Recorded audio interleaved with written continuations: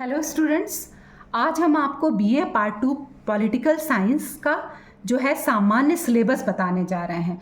हर class का पहले मैं सिलेबस बता रही हूँ, उसके बाद में चैप्टर वाइज चैप्टर आपको विस्तृत जानकारी हर चैप्टर की देती चली जा रही हूँ। तो सबसे पहले मैं पार्ट 2 का आपको सिलेबस बता दे रही हूँ, फिर इसी का पहला टॉपिक भी मैं इसमें पढ़ाऊँगी। लास्ट में मैं आपको एक ऑब्जेक्टिव क्वेश्चंस दूंगी जिसके जवाब आपको कमेंट में देने हैं। और आप लोग जो है वो हमारे चैनल को सब्सक्राइब कीजिए, देखते रहिए। इसमें मैंने बीए पार्ट 1 का पूरा सिलेबस पॉलिटिकल साइंस का डाल दिया है।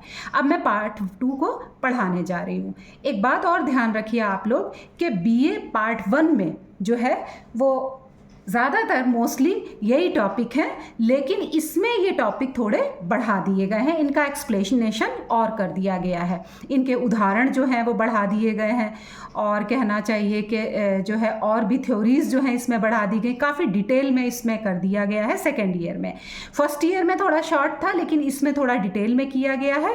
थोड़े से टॉपिक मिलते जुलते हैं तो कंफ्यूज मत होइएगा, इसीलिए मैंने हर वीडियो में बीए पार्ट 1 पार्ट 2 डाल दिया है। मैंने बीए पार्ट 1 का पूरा सिलेबस इस चैनल पे डाल रखा है, आप प्लीज़ उसको देखिए, और अगर कुछ समझ में नहीं आता है तो कमेंट बॉक्स में पूछिए। सबसे पहले मैं आपको बीए पार्ट 2 का सिलेबस बता दूं, उसके बाद फर्स्ट टॉपिक आपको इसी वीडियो में समझा दूंगी। देखिए, पेपर जो फर्स्ट है आपका, यह है राजनीतिक सिद्धांत, यानी कि एडवांस्ड पॉलिटिकल थ्योरी। सबसे पहले इसमें आता है आपका स्वतंत्रता, समानता, न्याय, और ये डिटेल में थिंकर्स के साथ है आपका टॉपिक। फिर आता है अधिकार के सिद्धांत, नेचुरल, लीगल और मार्क्सिस्ट व्यू, लोकतंत्र के प्रकार, प्रत्यक्ष, प्रतिनिधि, उत्तरवादी या उदारवादी। ठीक है, उदारवादी ही होगा, उत्तरवादी नहीं होगा इसमें। राजनीतिक विचारधाराएं, फिर उसके बाद है लिबरलिज्म यानी उदारवाद, सोशलिज्म समाजवाद, मार्क्सिज्म मार्क्सवाद, फेमिनिज्म नारीवाद, और स्टेट एंड सिविल सोसाइटी। ठीक है, ये आपका सिलेबस है फर्स्ट पेपर का। सेकंड पेपर देख लीजिए, भारतीय राजनीति यानी इंडियन पॉलिटिक्स एडवांस्ड। ठीक है, इसमें फर्स्ट टॉपिक आपका है भारतीय संविधान का विकास यानी हिस्टोरिकल बैकग्राउंड। दूसरा आता है आपका टॉपिक संघवाद, समस्याएं और चुनौतियां। थर्ड है आपका न्यायपालिका की सक्रियता, जुडिशली एक्टिविज्म, और फोर्थ है आपका चुनावी राजनीति और सुधार। नेक्स्ट है आपका क्षेत्रवाद, जातिवाद, सांप्रदायिकता। फिर है आपका सामाजिक आंदोलन, इसके अंतर्गत आएगा महिला, किसान और दलित। नेक्स्ट है राजनीतिक दलों की भूमिका यानी कि डिटेल्ड एनालिसिस। राजनीतिक दलों की भूमिका जो है वो इसमें डिटेल में समझी जाएगी। नेक्स्ट आपका आता है थर्ड आपका पेपर, जो है कंपैरेटिव पॉलिटिक्स यानी तुलनात्मक राजनीति। ठीक है, इसमें देखिए फर्स्ट है आपका जो टॉपिक है कंपैरेटिव पॉलिटिक्स का मीनिंग और नेचर, यानी तुलना की गई है एक देश की राजनीति की दूसरे देश की राजनीति के साथ। फिर है आपका पॉलिटिकल कल्चर। थर्ड है आपका पॉलिटिकल सोशलिज्म यानी कि सोशलाइजेशन, राजनीतिक प्रणाली की तुलना, और राजनीतिक प्रणाली की तुलना किन किन देशों के साथ हुई है, यूके यानी कि आपका यूनाइटेड किंगडम। नेक्स्ट है आपका यूएसए यानी यूनाइटेड स्टेट्स ऑफ अमेरिका, और थर्ड आपका है चीन। फोर्थ पेपर आपका है पश्चिमी राजनीतिक चिंतन, वेस्टर्न पॉलिटिकल थॉट डिटेल में। ठीक है, इसमें पॉलिटिकल थिंकर कौन कौन से हैं, प्लेटो, अरस्तु, Machiavelli, Thomas Hobbes, Jean Jacques Rousseau और कार्ल मार्क्स। आपका जितना भी है ये सब फोर पेपर हैं आपके, जिसमें कंपैरेटिव पॉलिटिक्स यानी तुलनात्मक राजनीति जो है वो आपने अभी तक नहीं पढ़ी है फर्स्ट ईयर में, बाकी आपने थोड़ा थोड़ा फर्स्ट ईयर में यानी बीए पार्ट 1 में आप पढ़ चुके हो, लेकिन कंपैरेटिव पॉलिटिक्स जो है वो अब सेकेंड ईयर से ही आप पढ़ोगे। और ये अगर जो भी बच्चे मास्टर करते हैं इसमें, तो वो भी आपका एक पेपर रहेगा कंपैरेटिव पॉलिटिक्स का। अब ये हमने आपको सिलेबस बता दिया। इसमें जो फर्स्ट चैप्टर है आपका स्वतंत्रता, समानता और न्याय, ये मैं आपको इसी वीडियो में पूरा कवर कर दूंगी एक्सप्लेनेशन के साथ। तो अब आप फर्स्ट चैप्टर देखिए और इसको बहुत अच्छे से समझते जाइए और पढ़ते जाइए। देखिए, स्वतंत्रता, समानता और न्याय यानी political theory full chapter with thinkers. ठीक है, ये किसका है, बीए पार्ट 1 का फर्स्ट टॉपिक ही है। अब कई बुक्स में ये हो सकता है कि ये टॉपिक फर्स्ट ना हो, लेकिन जो मैं पढ़ाने जा रही हूँ उसके हिसाब से ये फर्स्ट टॉपिक है हमारा, और बीए पार्ट 2 को मैं आज से ही कवर कर रही हूँ। बीए पार्ट 1 मैंने कवर कर दिया है, ये मैं आपको बता चुकी हूँ। तो आप लोग देखिए कि पॉलिटिकल साइंस का बीए पार्ट 1 का ये जो चैप्टर है स्वतंत्रता, समानता और न्याय, ये पूरा डिटेल में आज हम पढ़ेंगे। लेकिन आज की वीडियो सिर्फ डेफिनीशन तक सीमित नहीं होगी, हम इसमें famous political thinker, modern example और इंडियन कॉन्स्टिट्यूशन और रियल लाइफ पॉलिटिक्स को भी समझेंगे। और सबसे बड़ी बात यह है कि ये लेक्चर बीए पार्ट 1 जैसा बेसिक नहीं है, बल्कि ज़्यादा एनालिटिक और एडवांस्ड होगा। तो चलिए शुरू करते हैं। देखिए, स्वतंत्रता का अर्थ सबसे पहले इसमें आता, जो चैप्टर का नाम ही है स्वतंत्रता, समानता और न्याय, तो इसमें सबसे पहला है आपका स्वतंत्रता का अर्थ। स्वतंत्रता का मतलब जान लीजिए कि स्वतंत्रता का मतलब केवल कुछ भी करने की आज़ादी नहीं है। असल स्वतंत्रता वो है जहां व्यक्ति अपने व्यक्तित्व का विकास कर सके, यानी लिबर्टी, अनलिमिटेड फ्रीडम नहीं है। राजनीति विज्ञान में स्वतंत्रता का संबंध किससे है? अधिकार, कानून और समाज से जुड़ा हुआ है। याद रखिए इसको, ये क्वेश्चन भी आता है कि राजनीति का संबंध किससे जुड़ा है, या राजनीति में स्वतंत्रता का संबंध किससे जुड़ा है। तो राजनीति विज्ञान में स्वतंत्रता का संबंध अधिकार, कानून और समाज से जुड़ा होता है। आगे देखिए आप लोग, जॉन लॉक का विचार क्या है इसमें। तो जॉन लॉक कहते हैं इसमें कि मनुष्य जन्म से स्वतंत्र है। जॉन लॉक क्या कहते हैं कि मनुष्य जो है वो जन्म लेता है तो वो आज़ाद होता है, वो जन्म से स्वतंत्र है और उसके प्राकृतिक अधिकार भी हैं। कौन कौन से प्राकृतिक अधिकार हैं? जीवन का अधिकार, उसकी जब तक मृत्यु नहीं होगी लिखी तब तक वो जीवित रहेगा। स्वतंत्रता का अधिकार भी उसको जन्म से मिलता है, जो कि एक प्राकृतिक अधिकार है। तीसरा, संपत्ति का अधिकार, यानी वो जितनी मेहनत करेगा और जितना कमाएगा उस सब पे अधिकार किसका होएगा? स्वयं मनुष्य का होएगा जो कमा रहा है। यदि राज्य इन अधिकारों का हनन करे तो जनता इसका विरोध कर सकती है। अब इन्होंने तो कहा कि प्राकृतिक अधिकार के हिसाब से मनुष्य स्वतंत्र है और उसको अधिकार मिले हुए हैं, तो वो पूरी तरीके से आज़ाद है। अब जे.एस. मिल का क्या कहना है ये भी देख लीजिए। जे.एस. मिल का कहना है ऑन लिबर्टी, इनकी एक बहुत फेमस बुक है, उसमें इन्होंने लिखा है कि व्यक्ति को तब तक स्वतंत्र रहना चाहिए जब तक वो दूसरों को नुकसान ना पहुंचाए। तो ये कहा भी जाता है कि आपकी स्वतंत्रता वहाँ ख़त्म हो जाती है जहाँ दूसरे की शुरू होती है, यानी कि आप इतने स्वतंत्र रहें कि दूसरे को नुकसान ना पहुंचाएं। पता चला आपके हाथ पैर ऊपर वाले ने प्राकृतिक रूप से दिए हुए हैं, तो आप जाएं और किसी के घर में भी चोरी कर लें जा करके, तो ये आपकी स्वतंत्रता का पार्ट नहीं है। समझ में आ रहा है? यानी दूसरे की स्वतंत्रता में आप विघ्न नहीं डाल सकती। इसे हार्न प्रिंसिपल कहा जाता है। आज के सोशल मीडिया डिबेट्स में भी ये सिद्धांत लागू होता है। स्वतंत्रता के प्रकार, जैसे मैंने अभी आपको बताया कि आज के सोशल मीडिया डिबेट्स में भी ये सिद्धांत लागू होता है, यानी आप किसी के सम्मान में कुछ भी उसका सम्मान या सम्मान करेंगे, सम्मानजनक बात करेंगे, लेकिन आप उसके लिए अपशब्द यूज़ नहीं कर सकते। तो आपको सोशल मीडिया में बोलने की स्वतंत्रता है, लेकिन दूसरे का अपमान करने की नहीं। अब स्वतंत्रता के प्रकार देख लीजिए। सबसे पहले आता है आपका नकारात्मक स्वतंत्रता। इसमें राज्य जो है वो बहुत कम हस्तक्षेप करता है, बहुत कम इंटरफेयर करता है। दूसरा आता है सकारात्मक स्वतंत्रता। ऐसी परिस्थितियां जहां व्यक्ति अपनी क्षमता विकसित कर सके। समझ में आ रहा है? ऐसी परिस्थितियां जहां व्यक्ति अपनी क्षमता विकसित कर सके, जैसे अगर गरीब व्यक्ति को शिक्षा ही ना मिले तो वो केवल कानूनी स्वतंत्रता उसके लिए बेकार है। ठीक है, यानी कि अगर गरीब व्यक्ति शिक्षित ना हो, अगर उसको शिक्षा का भी अधिकार ना मिले, अगर वो यानी कि ज्ञान अर्जित करने के लिए भी स्वतंत्र नहीं है, तो उसका बेकार है। केवल कानूनी स्वतंत्रता पूरी तरीके से बेकार है अगर उसको शिक्षा का अधिकार नहीं दिया जाता।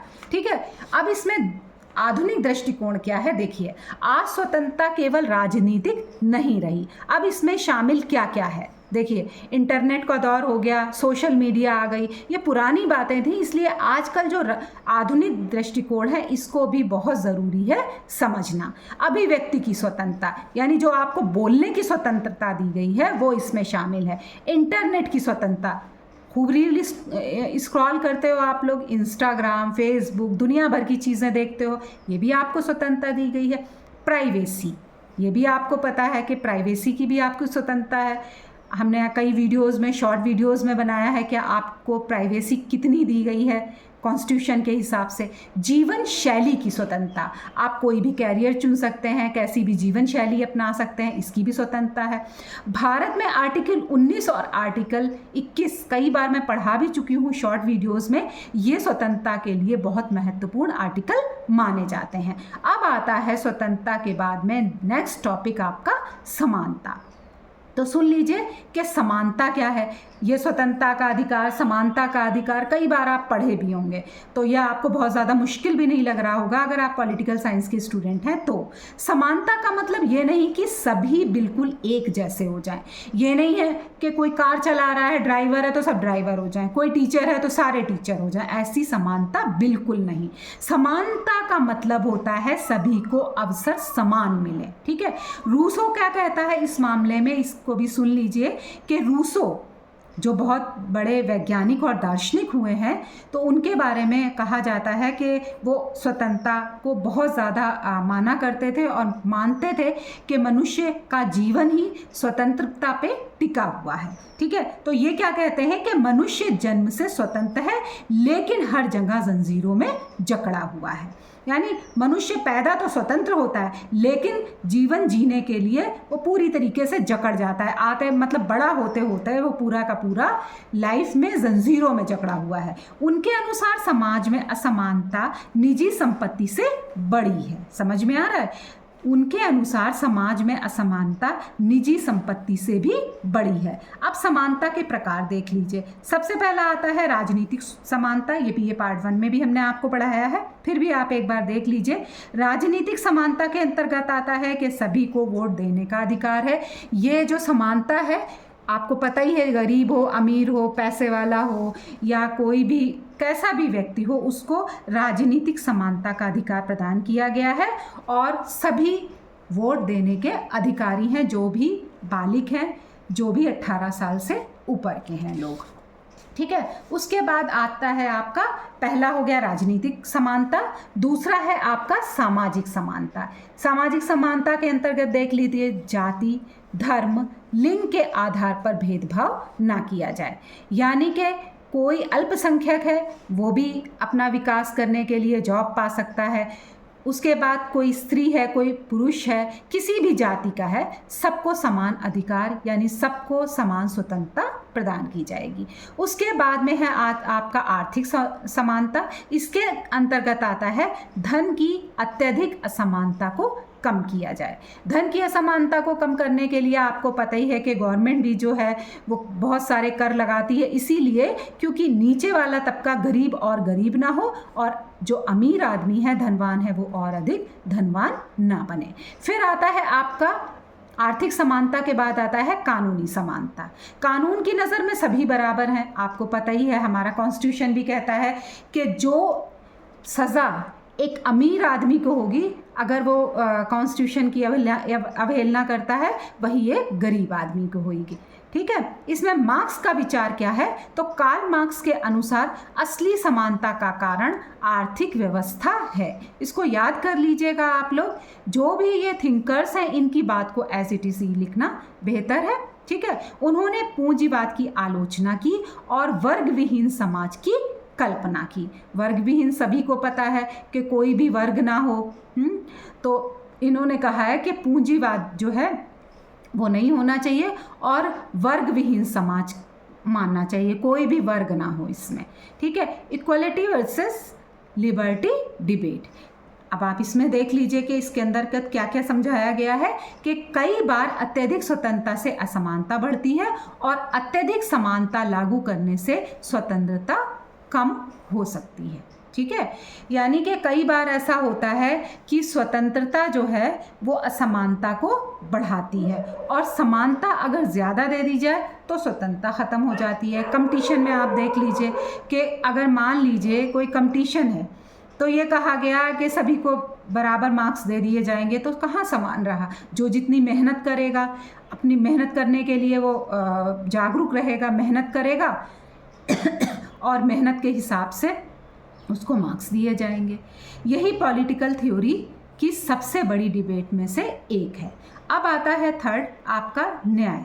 न्याय क्या है देख लीजिए। न्याय केवल अदालतों तक सीमित नहीं है। ये नहीं है कि आप कोर्ट में गए वहीं पे आपको न्याय मिलेगा। न्याय का मतलब समाज में फेयरनेस और बैलेंस स्थापित करना है।